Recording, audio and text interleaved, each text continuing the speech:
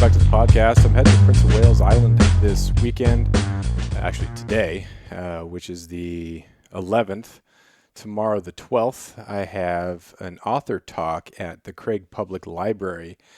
So this podcast, which will be after that, it's going to air next Tuesday, right as we're coming back from Prince of Wales. But I kind of want to give a read of what I'm going to read at the author talk and then talk about what I'm going to talk about as like a dry run, I guess, as a practice run. So I think there's some stuff in there. So this is an excerpt from my next book, Big Wild Life.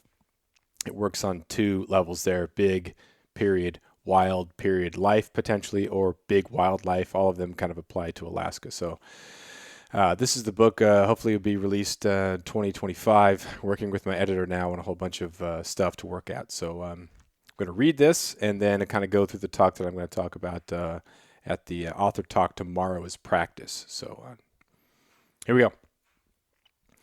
Panic doesn't help you sleep, but I couldn't help it. Coach had just entered the racquetball room, saying in a soft baritone that he would be going to bed in 30 minutes. That meant that we all had to be deep enough into sleep that his powerful snoring echoing off the walls of the room wouldn't wake us. The warning was a courtesy, not lights out. That came a half hour before. This was serious. This wasn't the enforcement of a rule. This was in our best interests. We had a winnable basketball game against Yakutat the next day, and we all, needed sleep. But I couldn't relax. Road trips in Southeast Alaska always provided exceptional excuses for the traveling team. Our high school enrollment of 65 meant we played in the smallest classification in the region, so our 8 2A opponents were small schools in small communities on 4 different islands, none with hotels. Yakutat, Skagway, and Gustavus are on the mainland, but only Skagway is connected on the road system. For comparison, our school traveling to play the northernmost team, Yakutat, would be like a high school team from Los Angeles traveling to San Jose to play conference basketball games.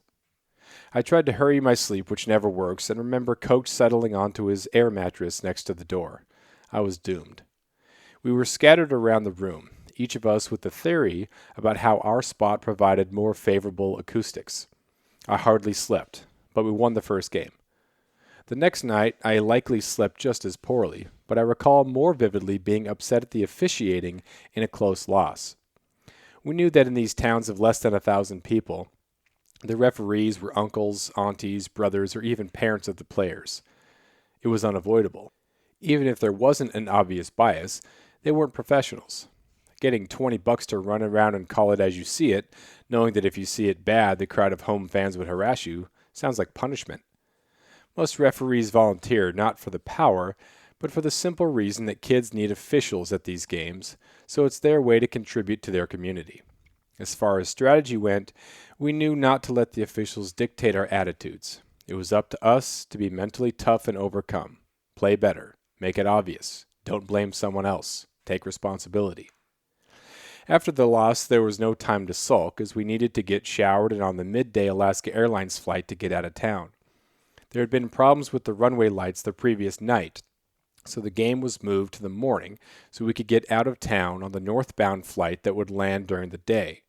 We'd stop in Cordova, then Anchorage, and board the southbound flight that would likely have to fly over Yakutat on its way to Juneau unless the lights were somehow fixed. It would waste the rest of the day, but at least we'd be on the plane that couldn't land in Yakutat, rather than in Yakutat hoping it could. The hour-long flight from Yakutat to Cordova is beautiful during the day and passes over the Malaspina Glacier, the largest Piedmont glacier, glaciers that flow into lowlands then fan out, in the world. It is roughly the size of Rhode Island, and is visible shortly after takeoff from Yakutat. Cordova is a fishing community of a few thousand with no road access, situated in the vicinity of arguably the most famous salmon river in the world, the Copper River. Thanks to marketing of fresh fish over canned and improved handling of commercial caught salmon, fish from the Copper River command the highest prices. The first commercial caught king delivered to Seattle is a spectacle complete with television crews. The Alaska Airlines pilot proudly emerges from the fuselage, holding the first official king salmon of the season, and walks down the gangway. The Cordova airport is nothing special. We were told this by the flight attendant, since we weren't allowed to investigate on our own. From there, it was another hour to Anchorage, another spectacular flight over Prince William Sound and the Chugach Mountains. I probably cared on some detached level that it was pretty, but I was likely battling the lingering frustration that came with the loss, but also the wild excitement of such a ridiculous adventure. Flying from Yakutat to Ketchikan with a stop in Juneau takes a few hours. We were in Anchorage, 400 miles in the wrong direction. After 4 seasons of cross country and 3.5 seasons of basketball, I had traveled on ferries, float planes, and Alaska Airlines. I'd slept on the floor of classrooms, churches, airports, gyms, weight rooms, and at cross country meets in larger communities, was housed by local families who had kids on the team. But Cordova wasn't even on the bingo sheet, and there was no reason to go to Anchorage except for the state basketball tournament. This was something new. We started retracing our journey and, of course, the runway lights in Yakutat were fixed, and we were able to land that evening, making the flights north gratuitous. When we arrived in Ketchikan, Coach double-checked and made sure we got all of our miles. Even if he was the reason we hardly slept, he had our backs. It's tempting to look back at the past and romanticize it and think back to how great things were when I was in high school and how much fun it was to travel around and have these experiences, and then look at what the island is now. Since I'm going to head back there, there's going to be some things that stick out to me. And I go back every summer, at least for a little bit, but just to see how things have changed and remember back to the way things were 10, 15, 20 years ago when we first moved up, and look at a lot of that change and think that it's negative, that it's bad, that the fishing isn't as good, or this isn't as good, or it's too crowded and too many people from out of state are buying up properties. And it's pretty wild how expensive properties have become, and a lot of people who were wealthy and were able to buy properties in different areas are now buying properties on Prince of Wales Island. So you can look at all that stuff and you can say that this is really, really negative and the current state of things is bad, and the best time to be there was when you were there and you were young. And that's part of being young, and it's part of also maybe looking at a time when things were pretty good. The teacher salary and benefits was excellent. The Forest Service had a big presence there. All the enrollments at the schools on Prince of Wales was much higher than it is now. And there was logging. There was just a lot of stuff that was going on.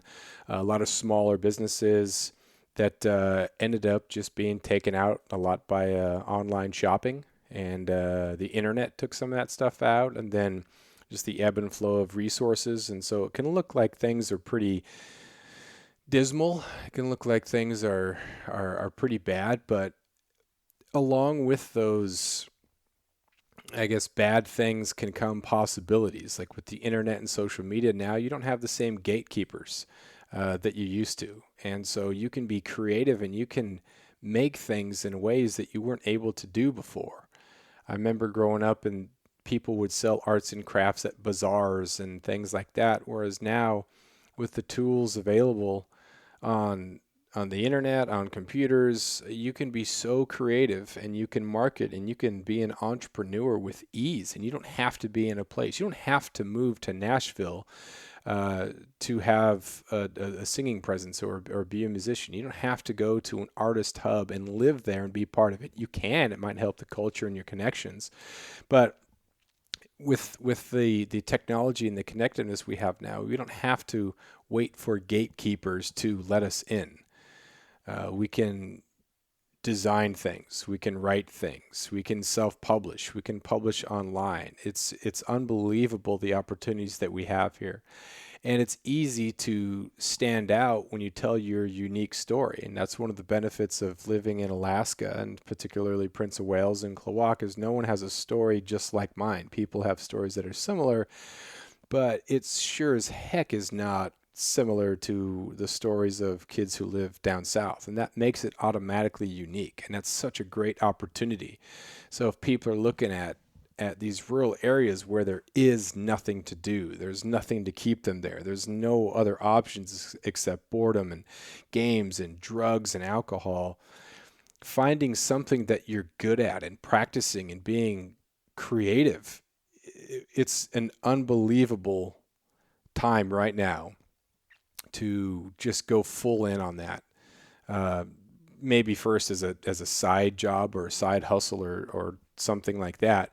Um, but you've seen people on the island that have become entrepreneurs, and whether it be uh, renting trucks and boats for people or Airbnb, or there's just so many different elements of the lifestyle here in Alaska that can be told and that can be shared. And that's such a valuable thing. So I think a lot of the narrative is, yeah, there's a massive fentanyl problem. There's a massive drug problem, alcoholism, abuse.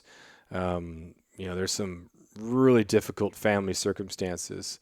But there's also a lot of opportunity, and in those opportunity are some of the ways out for these creative kids who might not have had a lot of resources growing up. So if we can kind of show them the way as far as creativity goes, and as far as sharing your story goes, and as far as doing something positive, I think that's going to be a really big thing going forward. So we can address some of these issues, and it doesn't necessarily have to be you have to get out of here. For a lot of kids, they do need to get out. They do need to get out, see some world, get away from the influences, and maybe come back on different terms, or maybe even relocate a little bit. But having some positive things going for them that can make things more beneficial is going to be really important going forward. So, short episode this week, but appreciate you listening. Appreciate you buying stuff. I'm going to have some podcast T-shirts available. If you go to the website onstepalaska.com, you can pick up a podcast T-shirt. And thanks a lot for listening. Talk to you next time.